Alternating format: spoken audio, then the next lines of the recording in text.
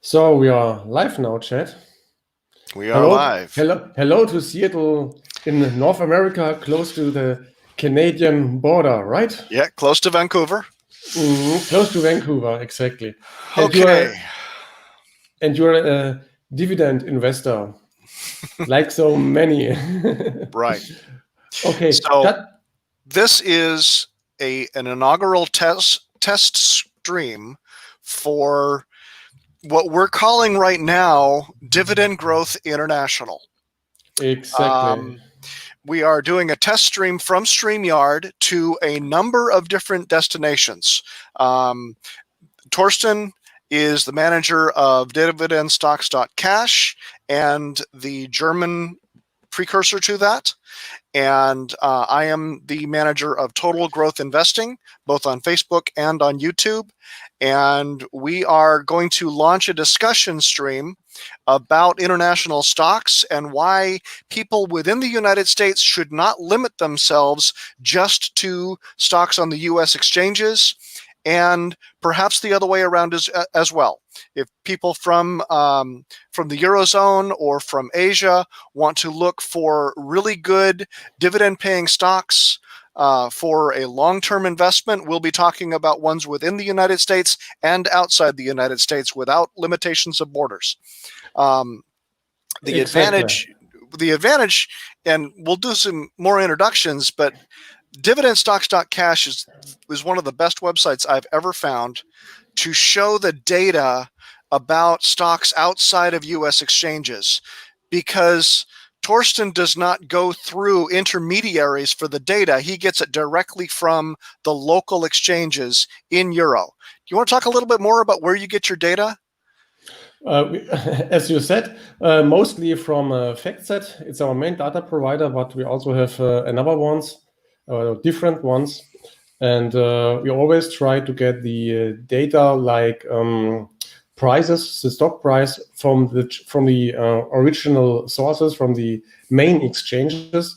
And for us, it's very important to exclude the currency fluctuations from exchange rates. So if we do a fundamental analysis, we always analyze in the home currency, in the main currency. So for Tencent, for example, Hong Kong dollar, or Samsung from South Korea, South Korean won, and so on. And of course, we also have a lot of stocks from the United States, and we analyze these in US dollar. Right.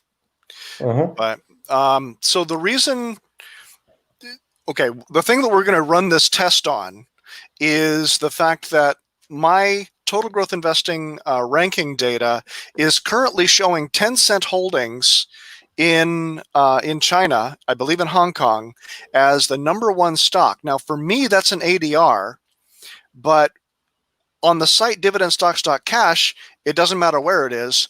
Like you said, you go with the original and native currency to see all the metrics. And so we're going to go through the metrics that you see on dividendstocks.cash for Tencent, just to show what kind of data that you have. First, we can show your spreadsheet. Okay. Can you show it, or do I need to do something? Here it is. Huh? There it is. So this is the Total Growth Investing stock ranking data sheet that I've been sharing for about 6 months. And at some point in a future live stream, we can talk about the history of it. You can also see that I've got video reviews that I'm putting out on my YouTube channel for a number of these. But here's the #1, Tencent Holdings. So this is the one that I wanted to talk about. Okay. So I will show you now Dividend Stocks Cash. I think anybody can see it. And yes. With the English version, we also have a German one. And the main product is the screener. And I'm already logged in probably. That's good. And it's just loading. And we have stocks from all over the world, nearly all over the world. And we have Tencent too. And this is the #1 stock. And you already see that we have a ranking of 100. That's already not a bad sign. But so tell us about the ranking. Value. So I have my ranking list. How does your ranking system work to bring that up to 100%? The ranking is individual. So I'm logged in as myself, and I have some personal preferences, and I use this personal, or I set up the ranking according to my personal preferences, and I mostly keep things simple. So what I did was mostly to focus completely on profit growth, quantified by earnings, cash flows, and even revenue, and anything else I turned off. So it's just about profit growth, and that's now why Tencent got a 100, and we will see how it this 100 was achieved, and this is it. So we have different criteria. I go back maybe a little bit fast. So we have these metrics like earning stability.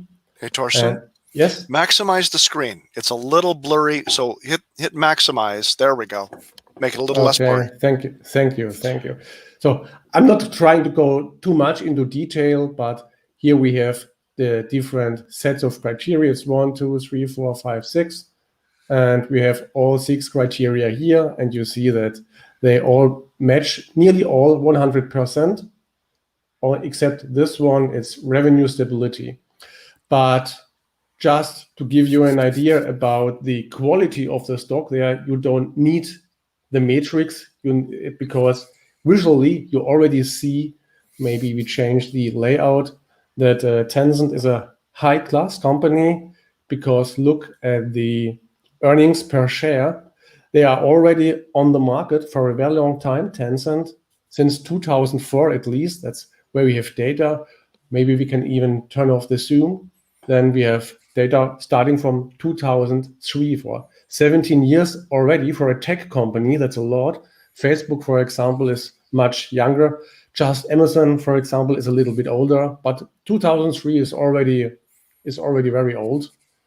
And you see that each year we have an increase of earnings per share in Hong Kong dollar this time, because, as I said, we do fundamental analysis in the home currency, and here not in US dollar or something else, because this would falsify the fundamental analysis. Okay, and here you see the nice growth in earnings, in operating cash flow too. Here we got a little bit bumpy, but it's growing. Free cash flow, the same. You see also growing revenues on the level of the company, or the total level of the company. This is per share data. And Tencent is also a dividend stocks. And you see here dynamic dividend growth. And I think this makes Tencent a very interesting stock, and probably that's why it became number 1 on your spreadsheet, no? I'll be honest, that is an absolutely beautiful graph. Yeah. I took Tencent to discuss what is or to define what's a dividend stock, or to give people an idea that most people don't have really an idea what a dividend stock is. Many people think that AT&T, of course, it's a dividend stock, and they haven't postulated, but Right. in their mind, a dividend stocks need to pay a decent amount of dividends. So a dividend stock starts at 2%, 3% dividend yield, something like that. But in my point of view, that's not true. A dividend stock is a stock which reliably pays dividends. And even if dividends from the start are very low, if we have dynamic dividend growth, like in the case of Tencent, and you own this stock for some time, then you get a decent personal dividend yield. I can even show it to you here. I mean, there's a difference between a dividend income stock, which would have a relatively high yield, maybe 4, 6%. That's where AT&T is right now, versus a dividend growth stock, which on a regular basis, on a regular interval, increases their dividend every single payment or every single year. Okay, so it's a differentiation between dividend income and dividend growth. Exactly, and you need to know what you want, and so, because then you can set up your own ranking, and then you can find the right stocks for your own portfolio. If you say AT&T, for example, we can benchmark Tencent's dividend yield. That's the estimate of the future dividend yield, and we can benchmark versus AT&T. Right, where is it? Here it is. And then it's exactly what you said. The start dividend yield of AT&T is much higher. It's 6.8% even versus 0.26%. But in the course of time, AT&T's dividend growth is really lackluster, at least right now. And Right. that's where the estimates come from. And then we have this dynamic dividend growth of Tencent, and you see that Tencent really increases its dividend. And here, between 2035 and 2036, I admit it's not tomorrow, it's a little bit longer away, but we'll have this crossover anytime in the future. And it's really probable that this will really happen. And if you keep this stock, Tencent in this case, just long enough, then you will have a dividend yield maybe in the future, which will be even double digit. But that's unimaginable for people today. There's something important to mention here too. The current yield is different from yield on cost. What we're looking at with the 10-cent numbers there is potential yield on cost, not current yield. So 10-cent might keep their current yield below 1%, but if they keep growing their dividend, it will catch up and exceed the AT&T yield on cost between 35 and 36, and then keep going from there. You know, exactly. For so many people, the current yield is so easy to use as a benchmark, and that's not the best benchmark to use. And I keep preaching this in my live streams and in the articles that I post and the comments and things that I make. It's like, don't worry about current yield. Look at dividend growth, because this is a perfect example of a high yield stock, AT&T, with low growth being completely crushed after 15 years. And if you're a dividend investor, you're investing for the long term. At least you're investing until the point where you need to retire and switch over to a different strategy. This is a really good example of two different strategies. The dividend growth strategy focuses on the stocks that will grow over time. The dividend income strategy means you need that cash now to pay your bills. Exactly. And there's also a second dimension of this, because many dividend investors forget that their yield is not only coming from dividend payments, but from capital gains as well. Yes. And someone did a comment in German, but I will translate that maybe this dynamic dividend yield somewhere in the future will stop. It's possible. We don't know. We don't know the future, but it's more probable that Tencent will increase its dividend more dynamically than AT&T will in the future. And so this is just a scenario, but with a certain probability. But I wanted to say that there's also the dimension of capital gains. And this is also very important, because it's part of your overall yield. And if this scenario will happen, or a similar scenario, that means you can't see it here, but it means that AT&T's capital gains will be very low, while Tencent's capital gains will be much higher. And this adds to the overall yield you might expect. And it's a huge argument for growth investing versus income investing. In my opinion, you want to focus on growth investing while you have the time to do it. If you're investing for more than 10 or 15 years, dividend growth is what you should be focused on for this reason. Exactly. And for new people coming into the market now in their 20s and 30s, focused on stocks like AT&T or Southern Company or all of these other medium to high current yield stocks, it's really confusing because they have so much time to be able to build an incredible portfolio, and they seem to be wasting it thinking that they're getting more from a high yield stock. It's just not true. Just I'm reading some comments here, and Yeah. some people do criticize that we look too far in the future, and that there are political, how do you say? Political uncertainties. Tensions, uncertainties, and that you can't predict something like this. That's I very agree. true. Yes, we both agree, Chet and I. This is just take it as a learning example. I think that is very good because these two stocks are have very different characteristics. Take it as a learning example. Looking beyond the estimates that we have on file is honestly just a math exercise. So we're just looking at the results of a math problem here. But let's go to valuation and actually look at what those estimates are. Exactly.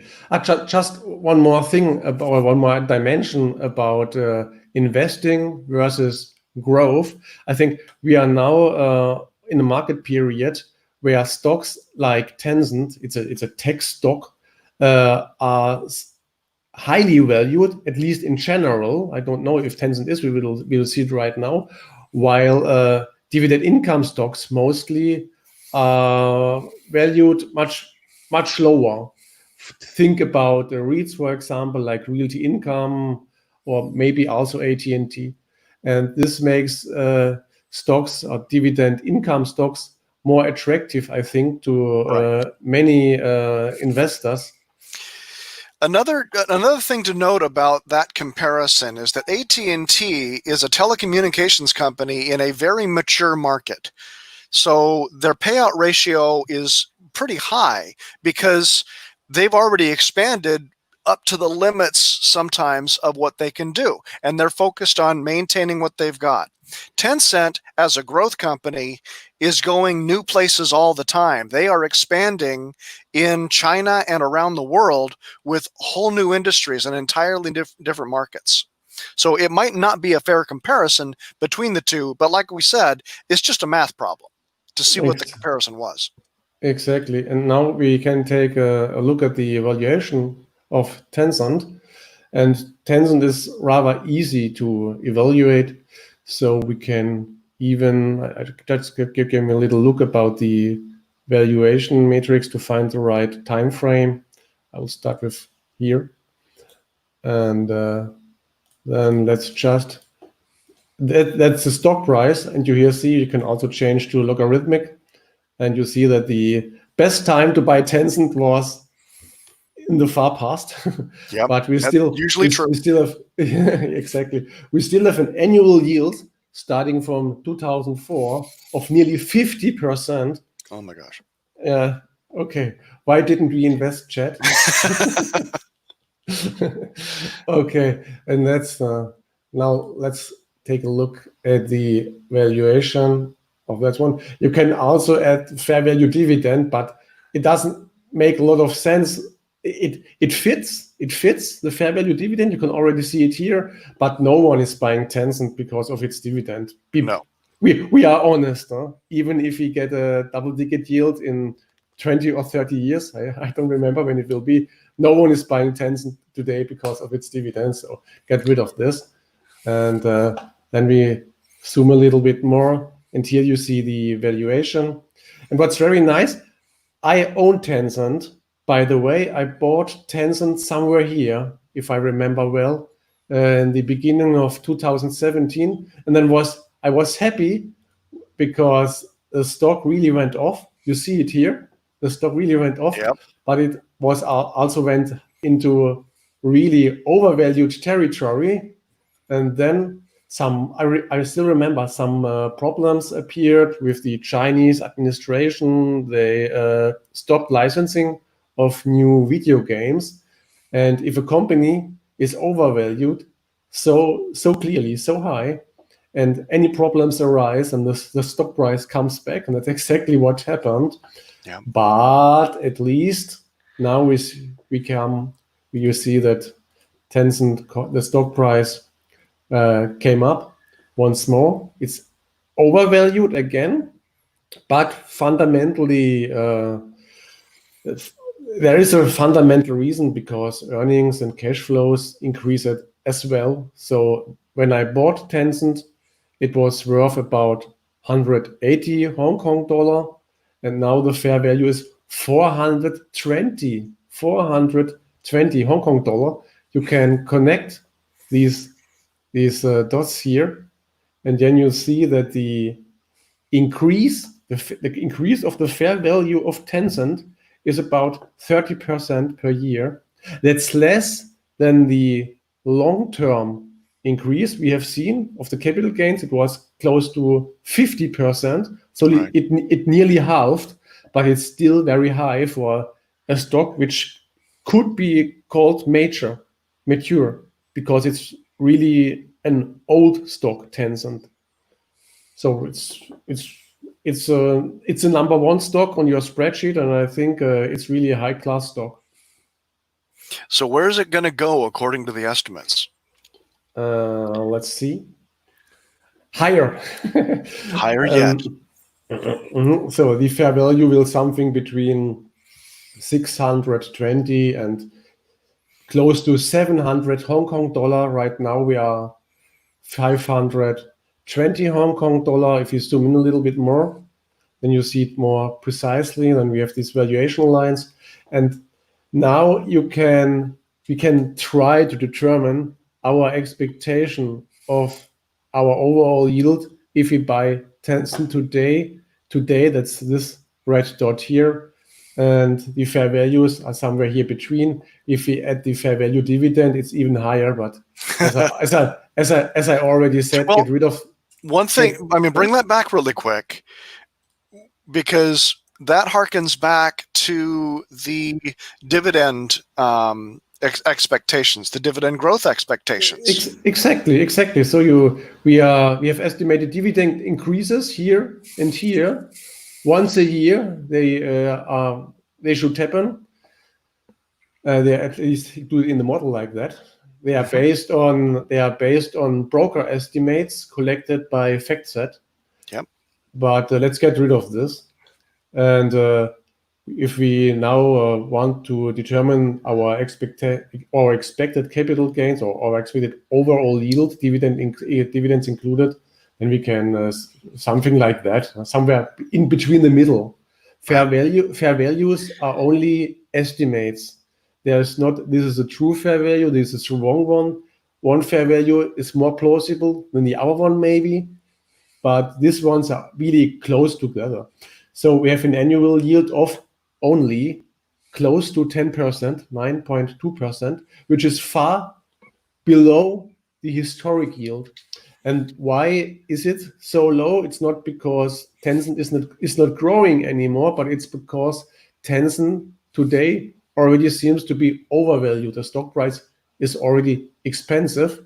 So Tencent needs time to grow first into the current valuation of the stock, and then to pass behind the current valuation of the stock. Right. That means your expected capital gains are negative in the short term. So expected if it comes back down to fair value, yes. Yeah, if something happens like it did, let's zoom back. If something happens, again, some bad news, like in the beginning of 2018, and the stock is overvalued like today, then you will have to, and then you might expect capital losses even, but only in the short term.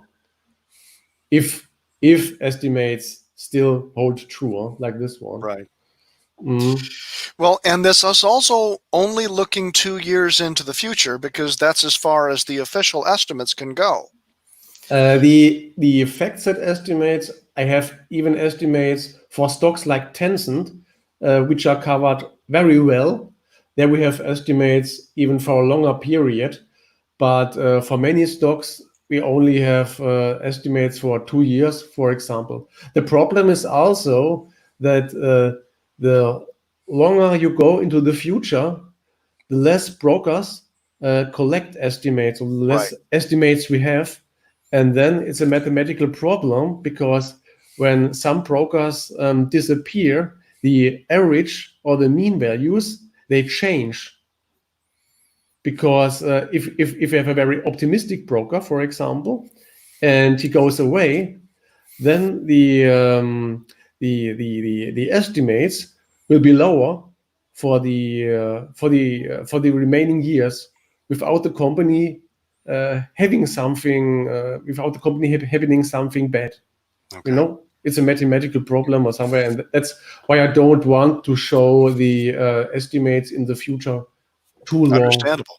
So I want to make a quick comment here. A broadcast has been successful when it attracts people who want to post spam. So we just got our first official spam message. So thank you very much, Brian. That means we know that we're successful and we're reaching enough people. Great, thanks. Okay, maybe do you still want to say something about Tencent? Excuse me, just a second. Go ahead. Because otherwise we can say that we want to create a series, and once a week we want to publish this live stream, and during the week we invite you on all our channels to give us an idea about what to talk, either interesting stocks or general something in general about the current stock market. Yes. Anything you think which should or could be interesting for long-term investors. We are all long-term investors here, and it doesn't matter if it's dividend income, dividend growth, or if it's even about stocks maybe which don't pay dividend at all, because maybe anytime in the future they will start paying dividends if they are successful. So we just invite you to drop comments, and then we will collect these comments, and we will create this weekly live stream, always chat and me. Yep. Agreed? Agreed. So this was just supposed to be a quick test, but there is so much to say about how well Tencent is doing and the kind of metrics that we can show on dividendstocks.cash. If you want to share mine again, I can go over a little bit more of the total growth investing ranking list. I can show you why it's number one. So this list breaks down 3 different categories of data. Okay, I grabbed the dividend growth ranking for 4 different time periods, 1, 3, 5, and 10 years. And then I rank those for each of those year categories, every stock against each other. I'm not comparing against an arbitrary number. I'm not looking for a certain amount of growth. I'm just comparing to see which ones are above others. And then I grab the average of the ranking numbers, not the percentage numbers. That's an important distinction. So the average ranking here is the average of these 4 numbers, and that helps me build my ranking list. The second set of numbers that I use are price growth. Same time periods, 1 year, 3 year, 5 year, and 10 year. And you can see the 10 year just price growth for Tencent has been 1,873%. That's just price. We have the same information on dividend stocks cash too. Huh? Right. Exactly. Yeah. And you have 15 year as well. And these are the ranking numbers for the price performance. This is the average of these ranking numbers. And then I pull in one last piece of data back here, and that is there it is, the payout ratio. Okay. The payout ratio for Tencent right now is 10.59%. That is, to be honest, extremely low. That means that this company has an influx of cash revenue that they are putting into growth, not just sending out to shareholders. If we go down a little bit further here, here's one, MSCI, one of the financial exchanges.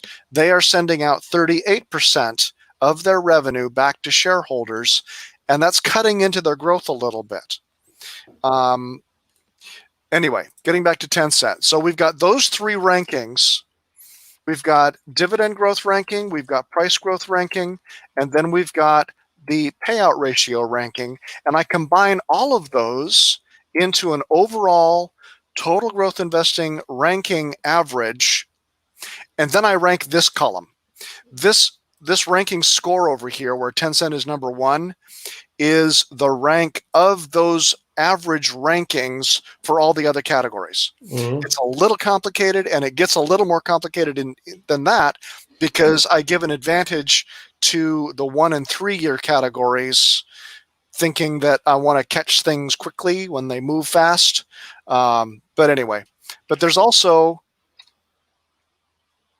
more information over here that I'm working on, but this total growth investing score is how I order what I buy when I buy it. Chat, I think what my people interest is this spreadsheet available to anyone?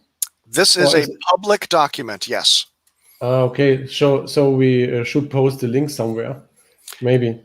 Yep. But well, we if can you go on Facebook to the Total Growth Investing page, which I will bring up right here after I close all the chat windows. We can also add the link in our announcements. Yes. Maybe. Mm-hmm. So here's the page, Total Growth Investing, and here's us. And the pinned post on this page is a link to this ranking list. So anybody can go to this list and see what stocks are on it and do a search. And I've got other resources that I've built on top of this that we will be showing over the next couple weeks. And it's all available for free, right? Yes. Okay. So we will go back. Here we are. And I want to say about Tencent, just to give you an idea. We have a blog, and we also do analysis. And we also analyzed Tencent already. We have here these analyses. We also have these analyses in German, and here we have the analysis about Tencent. So if you want to know what to dig a little bit deeper into Tencent, then you can read this one. It was all our analyses are written by Seeking Alpha authors, by the way. And here you get a pretty solid idea, I think, about Tencent. Okay, that's just that this possibility exists if you want to dig deeper. So, chat, I think it was good, our test session. Thanks to anyone watching there. I hope it was interesting for you too. We've been getting a lot of comments. Yeah. Thanks to anybody. We will post this announcement on all our channels about the next live stream, and there we will also ask any one of you to post your questions and your ideas about the next live stream, about what to cover. Right? One quick note on where we're doing this. Right now, this broadcast is going to a whole bunch of different locations. It's going to Acton Finder. It's going to dividendstocks.cash, both Facebook and YouTube. It's also going to Total Growth Investing, both Facebook and YouTube, all simultaneously. Yeah, it's international like we are and like our stocks are. Right. Okay, then thanks to anybody. Happy to meet you again. And have a nice time. Okay. Bye-bye. We'll see you everybody. We'll see everybody next week. Okay. Ciao.